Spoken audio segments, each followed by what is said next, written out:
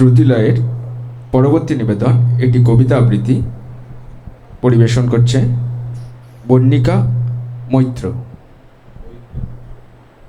মিত্র। নমস্কার, অপরাজিতা, কবি চন্দননাথ। জানো মা, আমি না কবিতা লিখেছি, তোমরা পড়বে কি তা?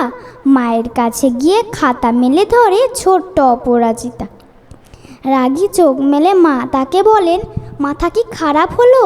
ছাই পাশ সব না লিখে বরং অঙ্কের খাতা খোলো।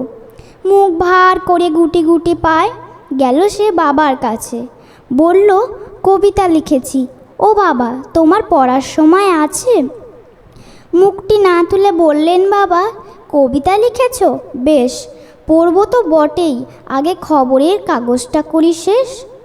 অগত্যা সে গেল দিদিটির কাছে, ডাকলো সে, দিদি আয়, দেখ না কেমন ছবিটা এঁকেছি ছোট্ট ওই কবিতায়। দু চোখে দিদির টিভি পর্দায় ঝলমল রোশনাই। বলল, কবিতা তুই লিখেছিস? কবিতা না, ওটা ছাই। অপরাজিতার চোখ ছলো ছলো, বুকে কান্নার ঢেউ। তার লেখাই প্রথম কবিতা, দেখল না পড়ে কেউ। একা ঘরে বসে সামনে তাকালো মালাতে সাজানো ছবি। স্নিগ্ধ দুচোখে রয়েছেন যে সহজ পাঠের কবি। কবিতার খাতা মেলে সে ধরল, ঠোঁট দুটি থর থর। বলল, ঠাকুর কেউ না পড়ুক, তুমি এ কবিতা পড়ো। কি জানি কি করে কি যে হয়ে গেল, এ কথার সাথে সাথে রবি ঠাকুরের মালা থেকে ফুল ঝরল সে খাতাটাতে। মনে হলো যেন সামনে দাঁড়িয়ে বুঝি রবীন্দ্রনাথ, মাথার ওপর রাখলেন তার আদর মাখানো হাত। নমস্কার।